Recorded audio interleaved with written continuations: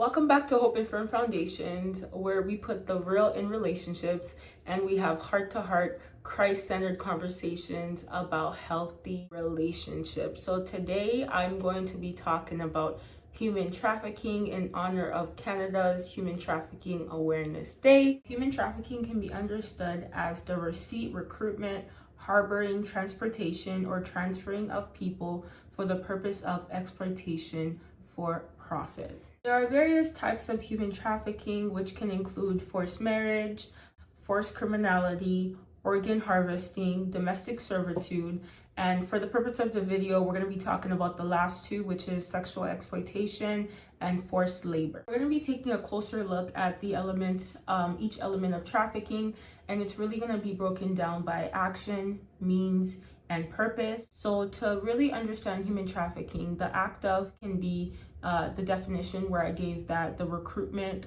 the harboring, the transferring, the receiving, the providing of people. Under means, it will be threats, coercion, abduction, force, fraud, deception, abuse of power, and purpose can be forced labor, removal of organs, servitude, sexual exploitation, slavery/similar practices. So traffickers act using various means for the purpose of exploiting people for profit. So where does human trafficking happen? Human trafficking actually occurs everywhere. The majority of human trafficking actually happens domestically as it relates to North America and Canada specifically. In 2022, there was actually an increase in cross-border flows where victims were trafficked across borders into North American countries. So regardless of this slight increase in 2022, majority of human trafficking still in North America happens domestically. Public Safety Canada states that it is important to note that victims do not need to be moved from one location to another to be trafficked. Who can this happen to? Human trafficking does not discriminate.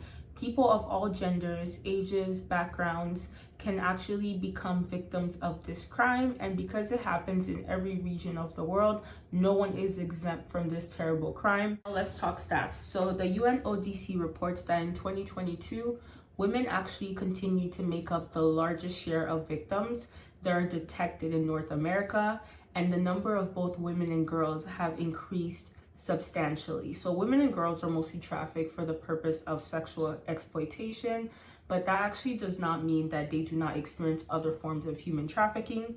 In 2022, it was actually reported that a large number of women were being trafficked for forced labor. This percentage was 38%, and for other mixed forms of exploitation, 59%. Overall, women make 63% of detected victims of sexual exploitation, while girls make 29%. As it relates to men and boys actually account for a total of 6%, men being 3% and boys identifying 3%. And when it comes to boys, I had to go more on a global level because there wasn't a lot of stats for North America.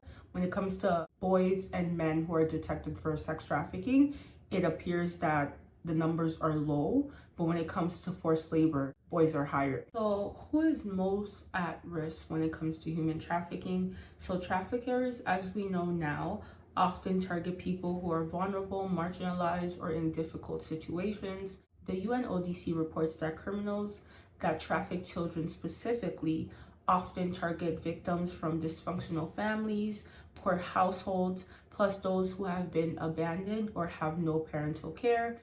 I also have a list of individuals who have limited capacity to assess risk, for example, due to mental health issues, disabilities, and just their overall developmental stage. Individuals who are emotionally fragile, feeling isolated and alone, and those who are seeking love, approval, or belonging.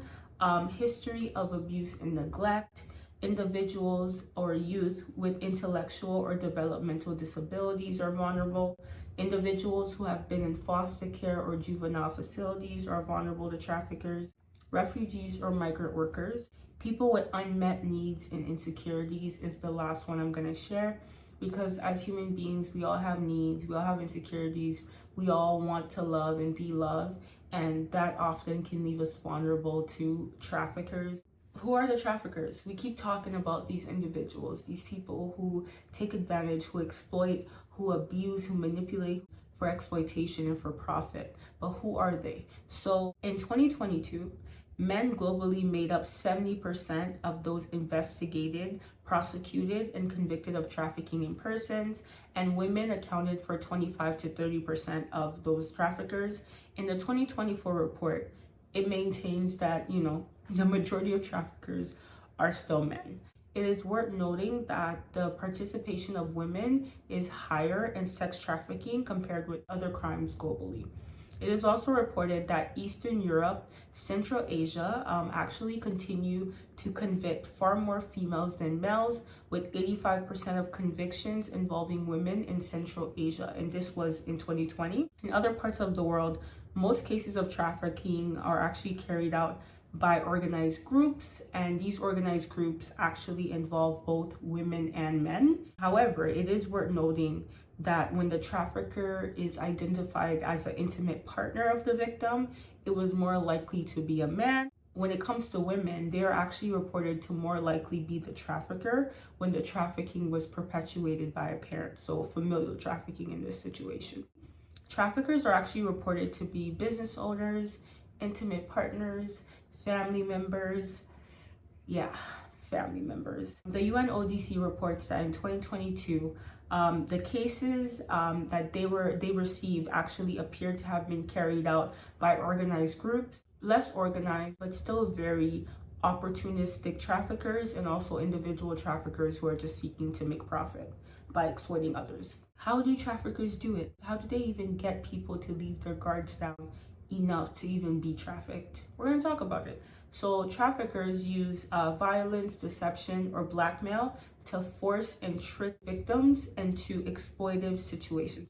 So an article I was reading kind of talked about how traffickers have integrated technology into the business model from recruiting to exploiting victims. So it is reported that many children are approached by traffickers on social media, so on apps like Discord, Snapchat, Instagram, TikTok.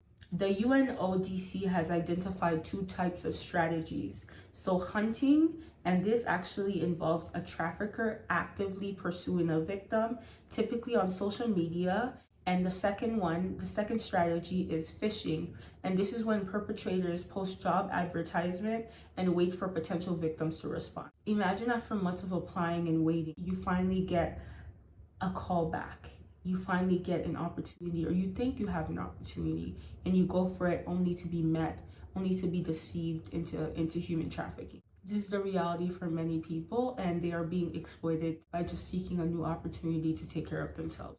You see how earlier when we talked about who is vulnerable to trafficking, a lot of people naturally don't believe that they'll ever be vulnerable to trafficking. But when you understand how dark, how twisted, how manipulative traffickers are, especially in a situation when you think of family. Family is supposed to be the safe haven where we're allowed to be ourselves, and that's usually when our guards are really down.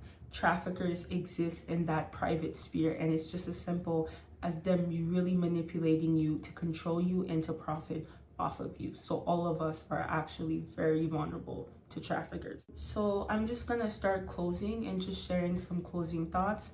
So the UNODC reports that human trafficking in person actually remains a global phenomenon that affects all countries, and tackling this crime requires a combination of responses at all levels. So this means global, regional, national, subnational levels. UNODC in their report states that family actually plays such an important role, as the cases that they've seen, parents and siblings typically contact the authorities to report cases of trafficking. Hey families, hey mom, dad, brother, sister, cousin, uncle, you matter in the fight for human trafficking. You matter in knowing the signs. So overall, the report says that there needs to be a comprehensive understanding of trafficking in all its forms to address all types of exploitation and to identify all victims. Community members like myself, like you, like everyone else, they actually need practical, concrete information on what to do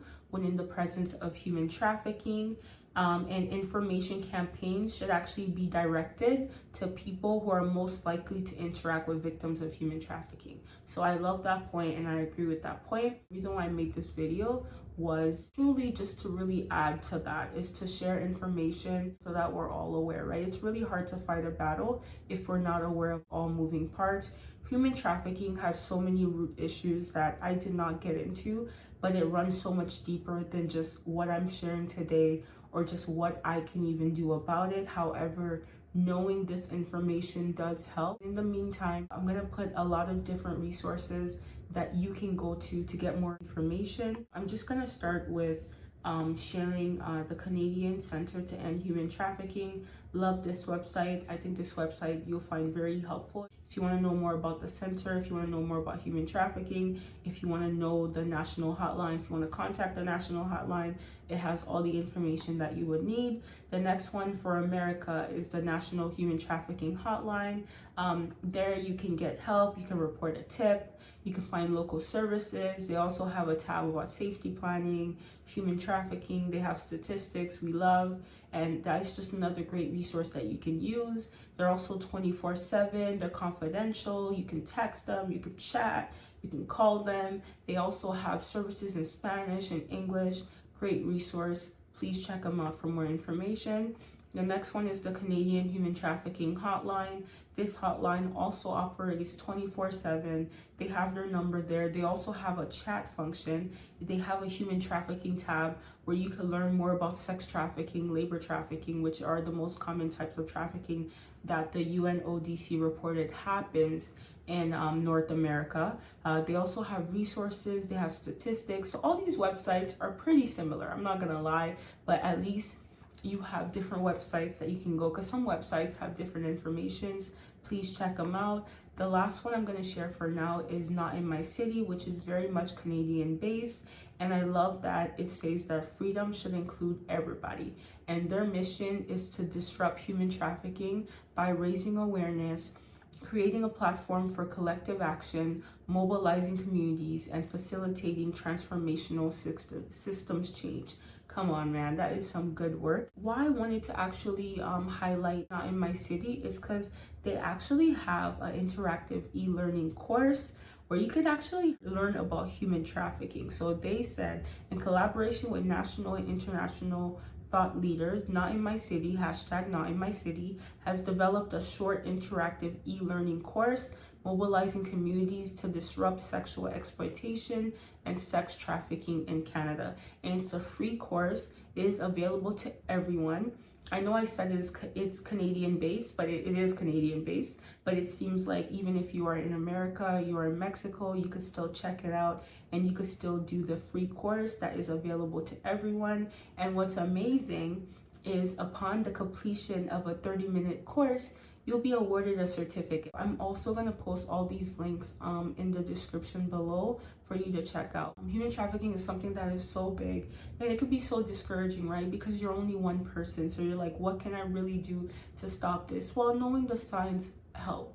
Knowing the resources help. Sometimes just passing a resource is so helpful because you have connected someone to now a qualified individual that can provide the service. No work in fighting human trafficking, it's too small. Sharing a link, sharing a resource, even getting involved locally, like find out what people in your neighborhood are doing to combat human trafficking. If you can get involved that way, do it, because anything helps at this point. You could volunteer your time. There's human trafficking organizations that take on volunteer. If you have that extra time and you could see yourself supporting that cause, get involved. Another way you can help with human trafficking is to intercede. Pray for the victims of human trafficking. You just don't have the time, but you have the heart for it. Pray for a country. As we can see, this is a global issue. Choose one country a day, sure. Choose a country a day. Choose two, choose whatever, just pray. Whatever we can do, whatever you can find your heart to do, I hope that you do, knowing that God has a heart for his children and that he will guide you and he will bring you exactly where you need. He will give you the strength you need to overcome and to support whoever you need to support in this journey. Thank you very much for your time. Bye. If you are interested in staying connected with us, please follow us on TikTok, Facebook, or Instagram, where we post other types of videos, shorter videos, and more engaging content. Thank you so much for your time. Bye.